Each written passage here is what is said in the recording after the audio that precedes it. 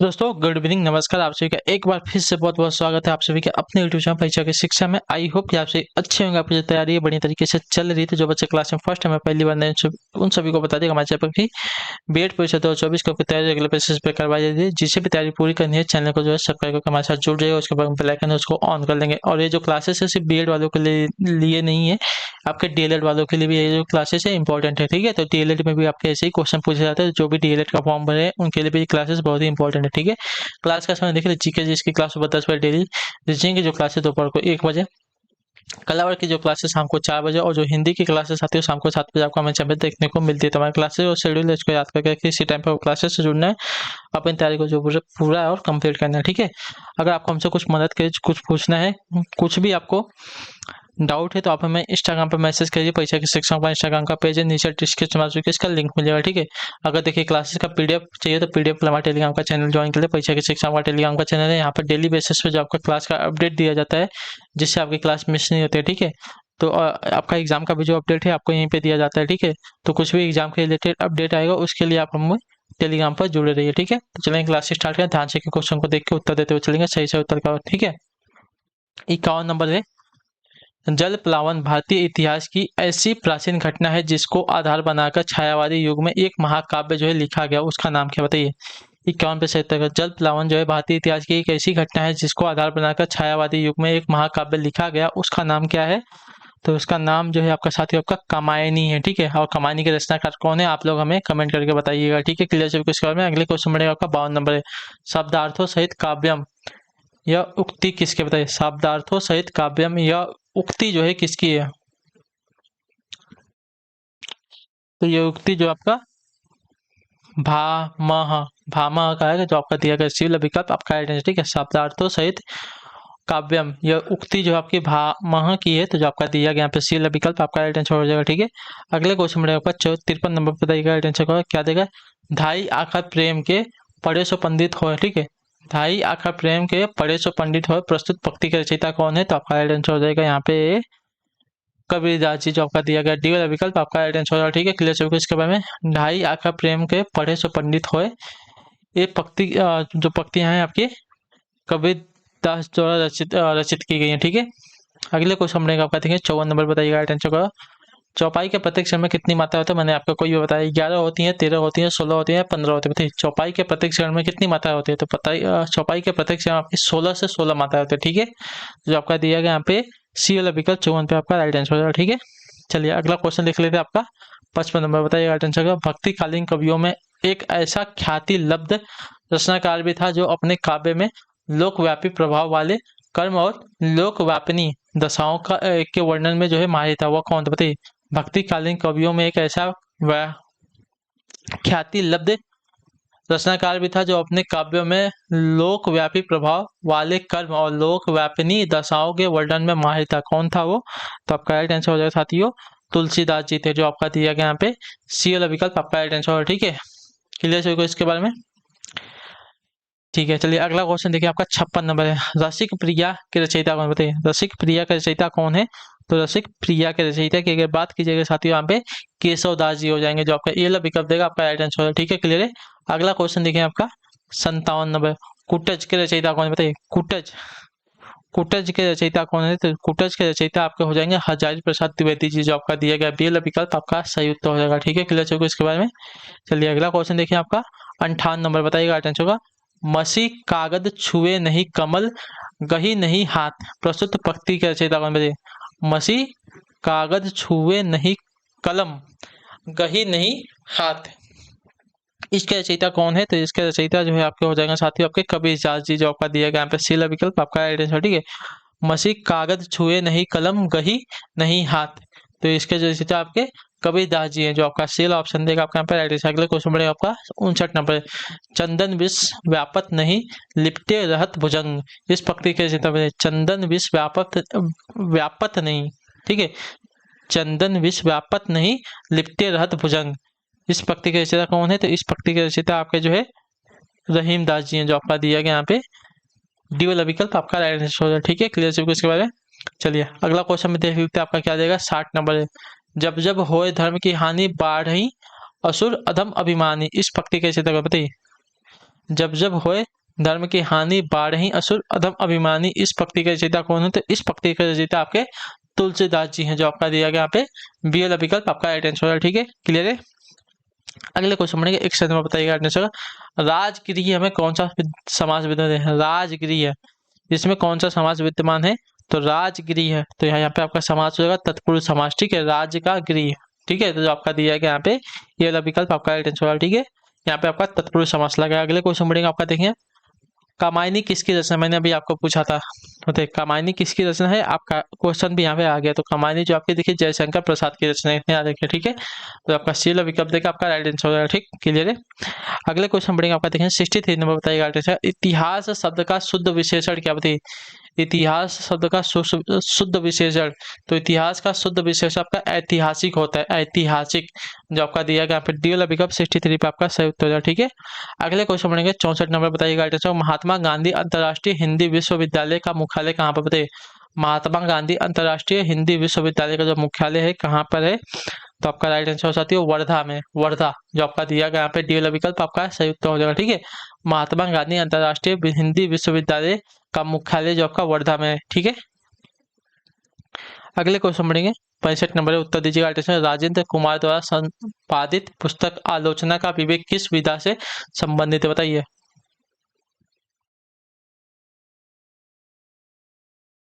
राजकुमार द्वारा संपादित पुस्तक जो आलोचना का विवेक है किस विधा से संबंधित है? इसका राइट आंसर क्या हो जाएगा? तो इसका राइट आंसर हो जाएगा साथियों आपका,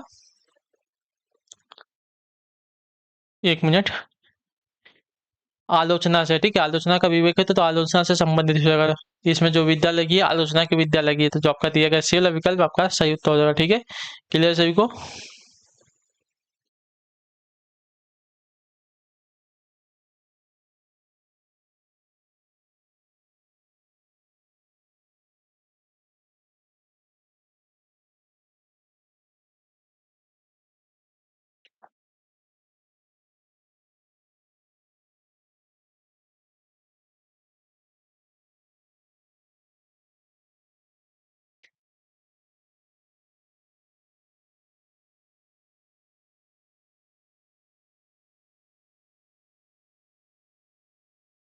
अगला क्वेश्चन 66 में, आसमान पर चढ़ाने का अर्थ क्या बताइए?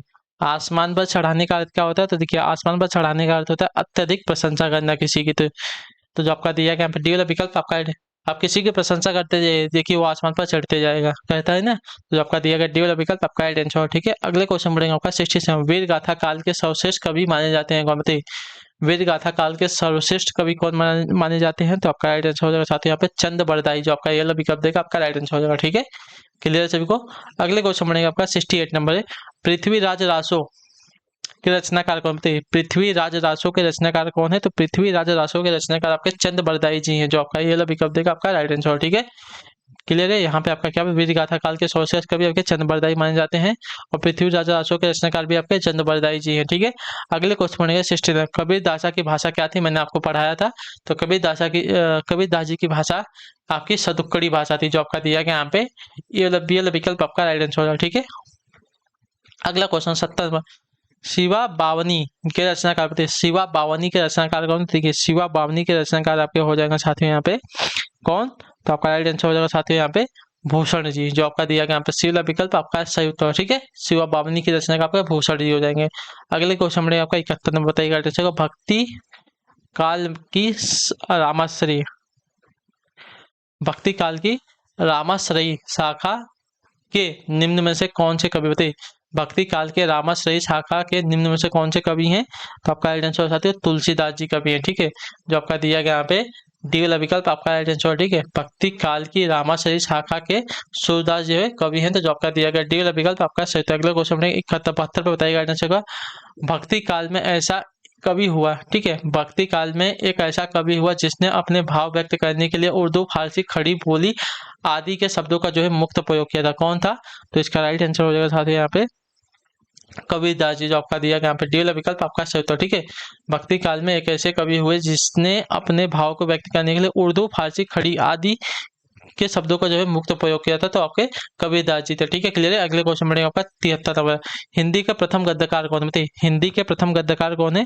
तो हिंदी के प्रथम गद्यकार आपके हो जाएंगे लल्लू लाल जी, जो आपका दिया गया बी वाला विकल्प आपका सही उत्तर हो जाएगा। ठीक है, क्लियर है। अगला क्वेश्चन देखें आपका क्या आ जाएगा, ध्यान से देखिए 74 नंबर है। राग दरबारी उपन्यास के रचयिता कौन है? राग दरबारी उपन्यास के रचयिता कौन है? देखिए राग दरबारी उपन्यास के रचयिता आपके श्री लाल शुक्ला जी हैं। ठीक है, जो आपका दिया गया बी वाला विकल्प आपका सही उत्तर हो जाएगा। ठीक है, राग दरबारी उपन्यास के रचयिता आपके श्री लाल शुक्ला जी। ठीक, अगला क्वेश्चन देखें 75। पूस की रात कहानी की रचनाकार कौन है? बताइए पूस की रात कहानी के रचनाकार कौन है? देखिए पूस की रात कहानी के रचनाकार आपके हो जाएगा साथियों प्रेमचंद जी, जो आपका ये वाला विकल्प देगा आपका राइट आंसर हो जाएगा। ठीक है, पूस की रात कहानी के रचनाकार आपके प्रेमचंद जी हैं। ठीक है, चलिए अगले क्वेश्चन बढ़ेगा आपका देखें 76 में। बताइएगा राइट आंसर होगा पाली को पाटिल से उत्पन्न मानने वाले विद्वान का नाम क्या? बताइए पाली को पाटिल से उत्पन्न मानने वाले विद्वान का नाम क्या है? तो देखिए पाली को पाटिल से उत्पन्न मानने वाले विद्वान का जो नाम है साथियों आपका है मैक्स मुलर, जो आपका दिया गया यहाँ पे सी वाला विकल्प आपका सही उत्तर हो जाएगा। ठीक है, पाली को पाटिल से उत्पन्न मानने वाले विद्वान का जो आपका मैक्स मुलर है। ठीक है, 77 नंबर बताइएगा आंसर मेरठ एवं सहारनपुर किस बोली क्षेत्र में आते हैं? मेरठ और सहारनपुर जो है कि किस बोली क्षेत्र में आते हैं? तो आपका आंसर होती है खड़ी बोली क्षेत्र में आते हैं। ठीक है, मेरठ और सहारनपुर जो है आपका खड़ी बोली के क्षेत्र में आते हैं, इतने याद रखिए। ठीक है, अगले क्वेश्चन बनेगा 78 नंबर। बताइएगा आंसर होगा किस भाषा में जो है संस्कृत के तत्सम शब्दों का प्रयोग नहीं होता? बताइए तो आपका राइट आंसर है उर्दू में। ठीक है, हिंदी बिहारी उर्दू में जो है संस्कृत के तत्सम शब्दों का प्रयोग होता है, लेकिन उर्दू में जो है संस्कृत के तत्सम शब्दों का प्रयोग नहीं होता, इतने याद रखिए। ठीक है, अगले क्वेश्चन बढ़ेगा 79 नंबर। बताइए राइट आंसर का निम्नलिखित में से कौन सी जो है पश्चिमी हिंदी की बोली नहीं? बताइए निम्नलिखित में से कौन सी जो है पश्चिमी हिंदी की बोली नहीं है? तो पश्चिमी हिंदी की बोली जो है आपके यहाँ पे दी गई है बघेली नहीं है। ठीक है, बघेली जो आपकी पश्चिमी हिंदी की बोली है, बल्कि बुंदेली ब्रज कन्नौजी आपकी पश्चिमी हिंदी की बोली हो जाएगी। ठीक है, क्लियर सबको इसके बारे में। बघेली शायद पूर्वी हिंदी की बोली में आएगी। ठीक है, अगले क्वेश्चन बढ़ेगा आपका देखेंगे 80 नंबर। बताएगा हिंदी साहित्य सम्मेलन के प्रथम अध्यक्ष कौन? बताइए हिंदी साहित्य सम्मेलन के प्रथम अध्यक्ष की बात करें कौन थे? तो आपका आंसर मदन मोहन मालवीय जी, जो आपका डी वाला विकल्प देगा आपका सही उत्तर। ठीक है, चलिए अगला क्वेश्चन देखते हैं आपका 81 नंबर। आमदनी शब्द किस भाषा का? बताइए आमदनी शब्द जो है किस भाषा का शब्द है? तो आमदनी जो है आपका देखिए साथियों अरबी भाषा का शब्द। ठीक है, जो आपका दिया गया यहाँ पे सी वाला विकल्प आपका सही उत्तर होगा। ठीक है, क्लियर है सभी को। अगले क्वेश्चन बढ़ेगा आपको 82 नंबर। तुलसीदास का वह ग्रंथ कौन सा है जिसमें ज्योतिष का वर्णन किया गया है? बताइए तुलसीदास का कौन सा ग्रंथ है जिसमें जो है ज्योतिष का वर्णन किया गया है? तो आपका राइट आंसर हो जाएगा साथियों आपकी रामाज्ञा प्रश्नावली में। ठीक है, रामाज्ञा प्रश्नावली में जो आपकी ज्योतिष का वर्णन किया गया है, और किसकी रचना है? तुलसीदास जी की रचना है। दोहावली, गीतावली, रामाज्ञा प्रश्नावली और कवितावली, ये सभी जो आपकी तुलसीदास जी की रचना है, और ज्योतिष का वर्णन जो आपकी रामाज्ञा प्रश्नावली में किया गया। ठीक है, अगले क्वेश्चन में आपका देखिए 83 में बताइएगा परिवर्तन नामक कविता सर्वप्रथम सुमित्रानंदन पंत के किस कविता संग्रह में संग्रहित हुई थी? बताइए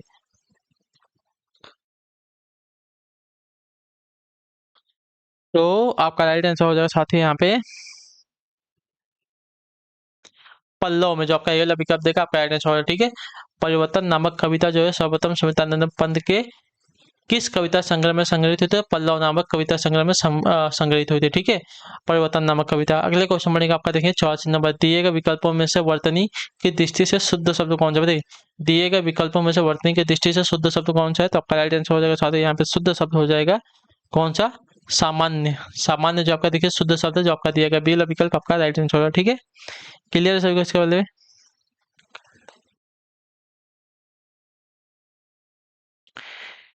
चलिए अगला क्वेश्चन देखिए आपका 85 नंबर। एकाधिकार का विलोम शब्द क्या होता है? देखिए एकाधिकार का विलोम शब्द, तो एका का विलोम आपका हो जाएगा साथियों सर्वाधिकार। ठीक है, एकाधिकार यानी कि एक के ऊपर अधिकार होता है, सर्वाधिकार यानी सभी के ऊपर अधिकार। ठीक है, जो सुमिरत सिद्धि होई गण नायक करिवर बदन करहूं अनुग्रह सोई बुद्धि राशि शुभ गुण सदन। उपयुक्त पंक्ति के कौन सा छंद है? ठीक है, उपयुक्त पंक्ति में कौन सा छंद है? तो इसमें जो आपका छंद लगा आपका सोरठा छंद लगा, जो आपका डी वाला विकल्प देगा आपका राइट आंसर होगा। ठीक है, जो सुमिरत सिद्धि होई गण नायक करिवर बदन करहूं अनुग्रह सोई बुद्धि राशि शुभ गुण सदन। तो इसमें आपका जो छंद है छोटा छंद है, जो आपका बी वाला विकल्प देगा आपका राइट आंसर। ठीक है, अगले क्वेश्चन बढ़ेगा आपका 87 नंबर। उत्तर देगा राइट आंसर निरंतर का सही संधि विच्छेद क्या हो जाएगा? बताइए निरंतर का सही संधि विच्छेद क्या होता है कि निरंतर का सही संधि विच्छेद आपका निह धन अंतर हो जाएगा, जो आपका दिया गया यहाँ पे सी वाला विकल्प आपका सही उत्तर हो जाएगा। ठीक है, क्लियर हो गया इसके बारे में। अगले क्वेश्चन बढ़ेगा आपका 88 नंबर, बताइएगा टेंशन का। मजदूर मेहनत करता है किंतु उसके लाभ से वंचित है, यह किस प्रकार का वाक्य है?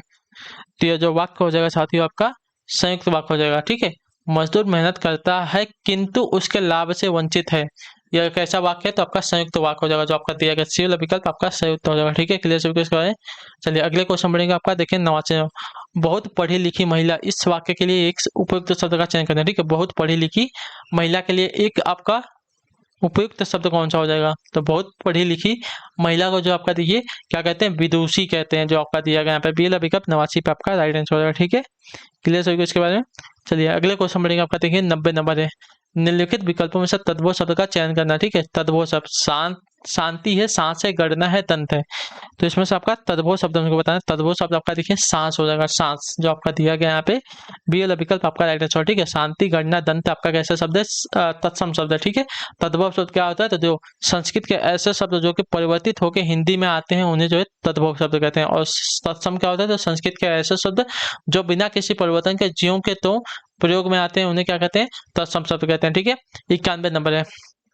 निम्नलिखित में से कौन सी भाषा जो है देवनागरी लिपि में लिखी जाती है? गुजराती है, उड़िया है, मराठी है, सिंधी है। तो आपकी मराठी भाषा जो आपकी देवनागरी लिपि में लिखी जाती है, जो आपका दिया गया यहाँ पे सी वाला विकल्प 91 पे आपका राइट आंसर होगा। ठीक है, अगले क्वेश्चन बढ़ेंगे 92 नंबर। इनमें से संयुक्त व्यंजन कौन सा है? तो देखिए ज्ञ, ज्ञ जो आपका संयुक्त व्यंजन आता है। ठीक है, यानी कि दो व्यंजनों के मेल से जो आपका एक व्यंजन बनता है उसको संयुक्त व्यंजन कहते हैं। ठीक है, दो या दो से अधिक व्यंजनों के मेल से जो आपका व्यंजन बनता है, तो ज्ञ जो है दो व्यंजनों के मेल से बना हुआ है। ठीक है, ज्ञ और ज्ञ से। ठीक है, सूर्य शब्द का स्त्रीलिंग क्या हो जाएगा? देखिए सूर्य का स्त्रीलिंग आपका क्या हो जाएगा? तो देखिए सूर्य का स्त्रीलिंग अगर देखने जाएगा आपका सूर्या हो जाएगा, सूर्या जो आपका दिया गया सी विकल्प 93 पे आपका राइट आंसर। ठीक है, अगला क्वेश्चन देखिए आपका 94 नंबर। हिंदी साहित्य में आधुनिक काल को इस नाम से भी जो है अभिहित किया जाता है, पता है किस काल को? हिंदी साहित्य में आधुनिक काल को जो है और किस नाम से अभिहित किया जाता है? तो आपका राइट आंसर हो जाएगा साथियों यहाँ पे गद्य काल के नाम से, जो आपका दिया गया यहाँ पे बी वाला विकल्प आपका राइट आंसर। ठीक है, हिंदी साहित्य में आधुनिक काल को जो है गद्य काल के नाम से भी जो है अभिहित किया जाता है। अगले क्वेश्चन में आपका 95 नंबर, ध्यान से देखिएगा राइट आंसर का। मुझे तोड़ लेना वनमाली उच्च पद पर देना, तुम फेंक मातृभूमि पर शीश चढ़ाने, जिस पद पर जाए जावे वीर अनेक। इस पंक्तियों का रचयिता कौन है? तो इस पंक्तियों का रचयिता जो है आपके माखनलाल चतुर्वेदी जी हैं, जो आपका दिया गया यहाँ पे बी विकल्प आपका। मुझे तोड़ लेना वनमाली उस पद पर देना, तुम फेंक मातृभूमि पर शीश चढ़ाने, जिस पथ जावे वीर अनेक। इस पंक्तियों का रचयिता जो है, रचनाकार जो है आपके माखनलाल चतुर्वेदी हैं। ठीक है, क्लियर सभी को इसके बारे में। चलिए अगले क्वेश्चन बढ़ेगा आपका 96 नंबर, उत्तर दीजिएगा आंसर का। ध्यान से देखिए गगन चुंबी में कौन सा समास है? तो देखिए गगन चुंबी में जो आपका समास है गगन चुंबी यानी कि गगन को चूमने वाली, तो यहाँ पे आपका तत्पुरुष समास हो जाएगा। ठीक है, अगले क्वेश्चन बढ़ेगा आपका, देखिए 97। मध्यकालीन भारतीय आर्य भाषाओं का स्थिति काल क्या बताइए? मध्यकालीन भारतीय आर्य भाषाओं का स्थिति काल क्या रहा है? तो आपका राइट आंसर साथी आपका 500 ईसा पूर्व से 1000 ईसा पूर्व तक का, जो आपका दिया गया यहाँ पे डी वाला विकल्प आपका राइट आंसर। ठीक है, मध्यकालीन भारतीय आर्य भाषाओं का स्थिति काल जो आपका 500 ईसा पूर्व से 1000 ईसा पूर्व तक है। अगले क्वेश्चन बढ़ेगा आपका 98 नंबर। अभ्युदय शब्द में कौन सी संधि है? तो अभ्युदय शब्द में आपकी जो संधि लगी हुई है साथियों आपकी यड संधि है, जो आपका दिया गया यहाँ पे सी वाला विकल्प आपका राइट आंसर। ठीक है, क्लियर है। अगले क्वेश्चन बढ़ेगा आपका, देखिए 99 नंबर, बताइएगा राइट आंसर का। कनिष्ठ शब्द में प्रयुक्त प्रत्यय कौन सा? बताइए कनिष्ठ शब्द में प्रयुक्त प्रत्यय कौन सा? तो देखिए कनिष्ठ शब्द में प्रयुक्त प्रत्यय जो आपका लगा हुआ है साथी यहाँ पे इष्ट प्रत्यय लगा, जो आपका ये वाला विकल्प देगा आपका राइट आंसर होगा। ठीक है, क्लियर सभी इसके बारे में। अगले क्वेश्चन बढ़ेगा 100 नंबर, ध्यान से देखिएगा, बताइएगा कनिष्ठ, हाँ इसमें इष्ट प्रत्यय लगा है। ठीक है, अगले क्वेश्चन बढ़ेंगे 100 नंबर, बताइए जिसने देश के साथ विश्वासघात किया हो, इस वाक्य के लिए सही शब्द क्या? जिसने देश के साथ विश्वासघात किया उसको क्या कहेंगे? तो उसको जो है जिसने देश के साथ विश्वासघात किया उसको देशद्रोही कहते हैं। ठीक है, विश्वासघाती तो जो विश्वासघात करता है उसको कहते हैं, लेकिन जिसने देश के साथ किया हो उसको देशद्रोही कहेंगे। ठीक है, तो जो आपका बी वाला विकल्प देगा आपका आइडेंटिटी। तो इसी के साथ जो आपकी क्लास है आज की यहीं पे कंप्लीट होता है। आई होप जो क्लास चाहते हो अच्छी लगा, चाहिए क्लास को लाइक करें, चैनल पहले होता है चैनल को सब्सक्राइब, और हमें जो है कमेंट में अपनी राय क्लास के बारे में जरूर देंगे, आपको क्लास कैसी लगी। ठीक है, तो हम आपसे मिलते हैं आपकी अगली क्लास में कल सुबह वाली जीके जीएस वाली। तब तक के लिए आप लोग अपना ख्याल रखिए। टाटा बाय बाय, जय हिंद जय भारत। आप सभी का क्लास से जुड़ने के लिए बहुत बहुत ही धन्यवाद साथियों।